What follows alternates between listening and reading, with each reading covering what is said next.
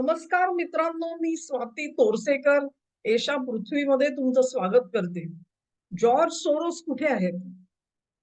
Davos मध्ये एवढी मोठी महत्वाची परिषद झाली आणि सोरोस साधे दिसले सुद्धा नाहीत. वर्ल्ड इकॉनॉमिक फोरमची ही जी बैठक दावोस मध्ये दरवर्षी भरते, त्याचे मूळ संस्थापक क्लाउस श्वाब सुद्धा तिथून गायब. कुठे गेली ही मंडळी? या वर्षी नेमकं काय झालं?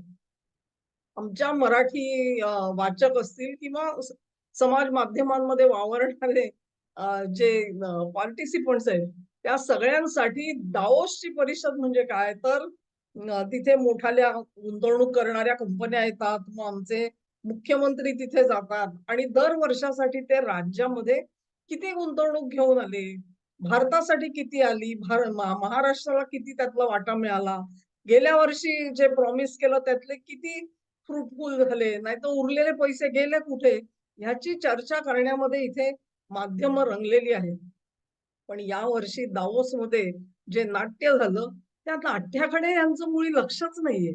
कारण दावोसची ही जी परिषद आहे ती मुळामध्ये या सगळ्या गुंतवणुकी करणं आणि आपल्या राज्याला मिळतं का नाही वगैरे हे सगळे दुय्यम गोष्टी आहेत त्यांच्यासाठी. त्या एका परिषदेमध्ये पुढच्या 1 वर्षामध्ये आपल्याला काय आर्थिक धोरण राबवायचं आहे, ह्याचा एकत्रित निर्णय 1000 जगामधल्या महत्वाच्या कंपन्या घेत असतात आणि त्या वर्षी त्यांनी काय निर्णय घेतला नेमका, हे खरं तर समजून सांगायला पाहिजे, परंतु त्याचा कुठेही मागूच नाही. क्लाउस श्वाब यांनी 1971 साली जेव्हा या संस्थेची कल्पना केली, तेव्हा ती कल्पना अगदी सरळसोट होती. जगामधल्या शक्तिमान कंपन्यांनी एकत्र यावं, एकत्रितरित्या काही अजेंडा राबवावा, जेणेकरून जगाच्या अर्थकारणाला एक दिशा मिळेल. क्लाउस श्वाब यांच्या सोबत होते ते एक मोठं व्यक्तिमत्व ज्याचं नाव आहे जॉर्ज सोरोस. 1990च्या दशकामध्ये जेव्हा या दावोस मधून ग्लोबलायझेशनचा पुकारा झाला, ते दिवस आठवतात कोणाला? मला आठवतात चांगले. आणि त्यावेळेला चर्चा कसली होती, की प्रत्येक देशामध्ये मॅन्युफॅक्चरिंग असायची गरज नाहीये. तुमच्या देशामध्ये तुम्ही कुठची गोष्ट कमीत कमी खर्चामध्ये बनवू शकता त्याचा विचार करा. मग जर का एखादा वस्तू असेल, एखादी म्हणा औषध असेल, ते जर का चीन स्वस्तात बनवून देणार असेल, तर ते चीनकडून बनवून घ्या. ते एफर्ट तुम्ही बनवू नका. म्हणजेच काय, तर पाहिजे असेल तर आपल्या देशाबाहेर मॅन्युफॅक्चरिंग द्या.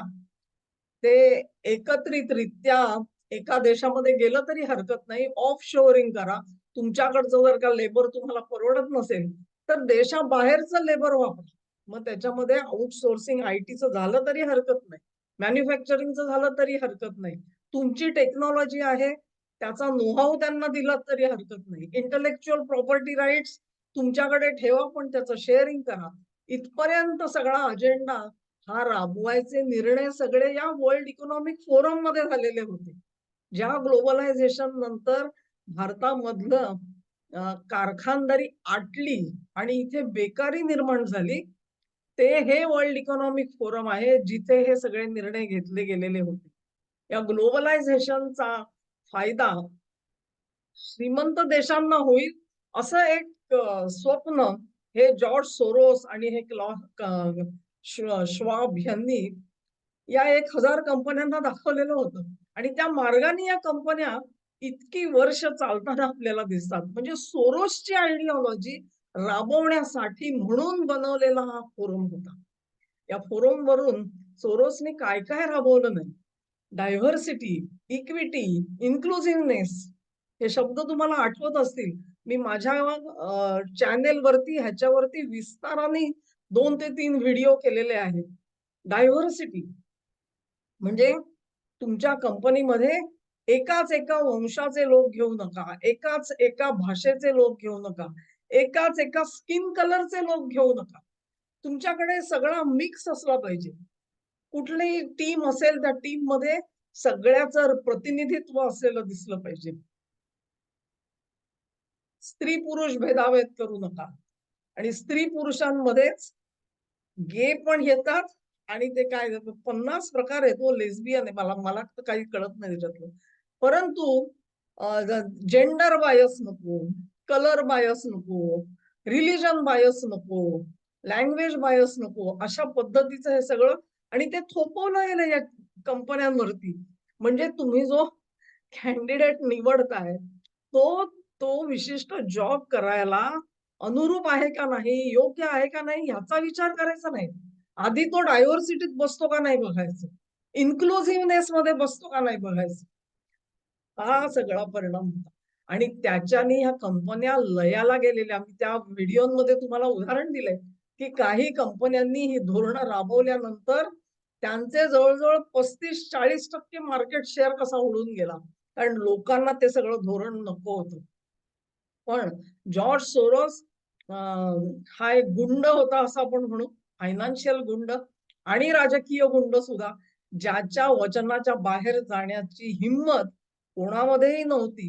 असा हा वर्ल्ड इकॉनॉमिक फोरम दाओस मधला, जिथे सोरोसचा शब्द हा अंतिम शब्द होता आतापर्यंत. वर्ल्ड इकॉनॉमिक फोरम मध्ये दाओस मध्ये सोरोसनी भाषण करायचं आणि जगाने मुंडी हलवायची, ही परिस्थिती होती. ह्याला हे मी म्हणत नाही, ह्याला दुजोरा दिलाय आज कॅनडाच्या पंतप्रधानांनी मॅक कॉर्नीनी. त्यांनी सांगितलं की पूर्वीच्या काळामध्ये म्हणजे सोव्हिएट रशियाच्या काळामध्ये ते दिवस होते, तेव्हा एखाद्या कम्युनिस्ट देशामध्ये तुम्ही गेलात तर तिथे पाटी एक लावलेली असेल. ती पाटी तुम्ही जर का लावलीत तर तुम्ही कम्युनिझमचे समर्थक ठरता. मग काय, तर प्रत्येक दुकानदार ती पाटी आपली लावायचा. म्हणजे आय कन्फर्म, बाबा मी माझं काही ह्या सगळ्याशी भांडण नाही, हे सिद्ध करायचं असेल तर ती पाटी आपली लावायची. तिचा अर्थ काय, ती आपल्या हिताच्या विरोधात आहे हे सगळं कळो किंवा न कळो, पण ती पाटी असणं हे एक आश्वासन होतं की बाबा माझ्यावर कोणी निदान या कारणासाठी हल्ला करणार नाही, त्याच्यासाठी ती पाटी लावली जायची. मार्क कॉर्नी म्हणतात की वर्ल्ड इकॉनॉमिक फोरम मध्ये आम्हाला जी थिअरी सांगितली जात होती ग्लोबलायझेशनची असेल, डायव्हर्सिटी इक्विटीची असेल, या सोरोस समर्थकांकडून ती सगळी तकलादवय आम्हाला कळत होतं, पण आमची अवस्था त्या कम्युनिस्ट रूल मधल्या छोट्याशा दुकानदारासारखी होती. आम्ही त्याच्या विरोधामध्ये बोलू शकत नव्हतो. इतकं प्रामाणिक कबुली मार्क कॉर्नी यांनी दिली. आणि या वर्षी काय झाला, काय चमत्कार झाला. चमत्कार हा झालेला आहे की दाओस मधून सोरोस यांनी पळ काढलेला आहे.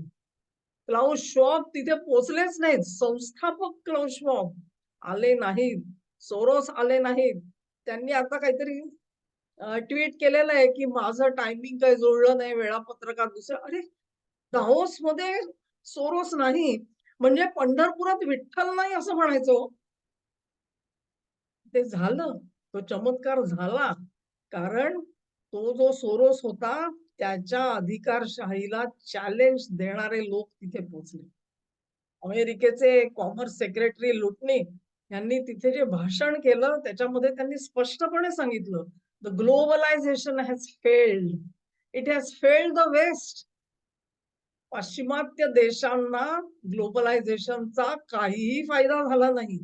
आम्हाला त्याचा तोटा झाला. तुम्हाला तोटा झाला तर मग पौर्वात्य देशांना काय त्याचा फायदा झाला म्हणायचं? फायदा ओरपला कोणीही, हा प्रश्न आहे. आणि त्याचं उत्तर मात्र त्या लुटणीने दिलं नाही. असो, पण एक कबुली तर आली की globalisation has failed, which is a good thing. माझ्या दृष्टीने हे चांगलं झालं की त्यांनी निदान शपथेवर सांगितलं की इथून पुढे आम्ही ग्लोबलायझेशन फॉलो करणार नाही. जेव्हा अमेरिका नाही म्हणते तेव्हा इतर जगाला सुद्धा विचार करावा लागतो. आणि दावोस मध्ये यावर्षी जे सगळं झालं ते हेच विचार मंथन होतं.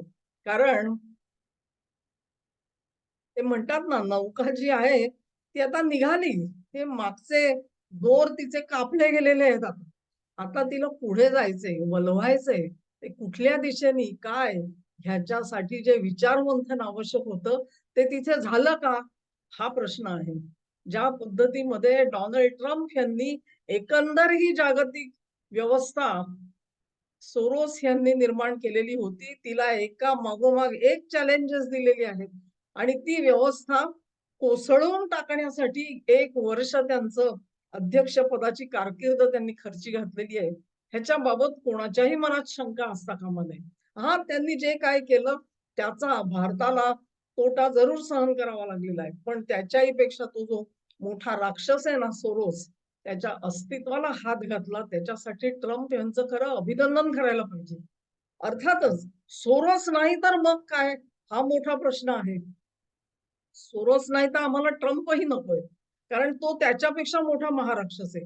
तेव्हा इथून पुढे जगाला नव्या पायवाटा शोधायला लागणार आहेत.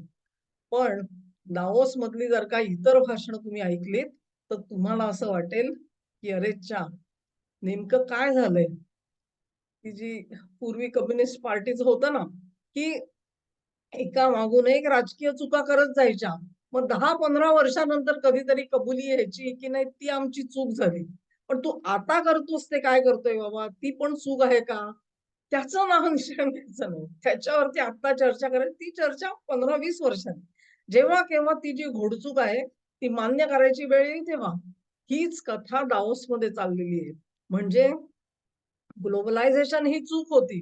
हे मान्य करायचं आणि पुढच्या चुकीला सज्ज व्हायचं. ही दाओसची इच्छा आहे आणि तुम्हाला मी दाओसमधलं आणखी एक महत्वाचं जे भाषण आहे, लॅरी फिंक. लॅरी फिंक कोण? तर BlackRockचे सीईओ.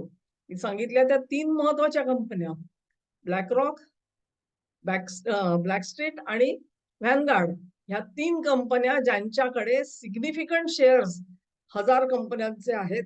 जगातल्या टॉपमोस्ट 1000 कंपन्यांचे आहेत आणि ज्या 3 इन्व्हेस्टमेंट ॲसेट मॅनेजमेंट कंपन्या म्हणतात त्यांना, जे कंपन्यांच्या धोरणांवरती आणि निर्णयांवरती आपली छाप टाकू शकतात.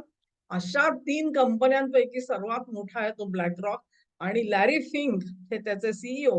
तेव्हा त्यांचं भाषण महत्वाचं ठरणार आहे. हे लोक जे आहेत ना, हे साधेसुधे नाहीयेत. ते ह्या कंपन्यांना धमक्या द्यायचे, की तू हे केलं नाहीस, तर तुला मिळणारा जो रेव्हेन्यू आहे, तो रेव्हेन्यू कापून काढण्याची तयारी ते करत होते. हे आर्थिक साम्राज्यामधले खरे गुंडे आहेत आणि एक गुंड संपला तर दुसरा गुंड उभा राहतोय का? हा प्रश्न तुमच्या मनामध्ये येईल, माझ्याही मनामध्ये आहे. त्या भाषणाचा आपण जरूर आढावा घेणार आहोत. तेव्हा दाओस म्हणजे फडणवीस जातात, गुंतवणूक आणतात वगैरे या सगळ्या कल्पना सोडून द्या. सोडून द्या. दाओसमध्ये काय होतं याचा विचार करा आणि मग त्याच्याकडे तुमचे दृष्टी साफ होऊन जाईल आणि पुढे काय होतंय त्याची दिशा तुम्हाला मिळेल. हा व्हिडिओ तुम्हाला आवडला असेल अशी आशा करते. तुम्हाला आवडला असेल तर व्हिडिओला लाईक करा, ही लिंक शेअर करा, चॅनेलला सबस्क्राईब करा आणि सहकार्य असंच चालू राहू द्या. नमस्कार.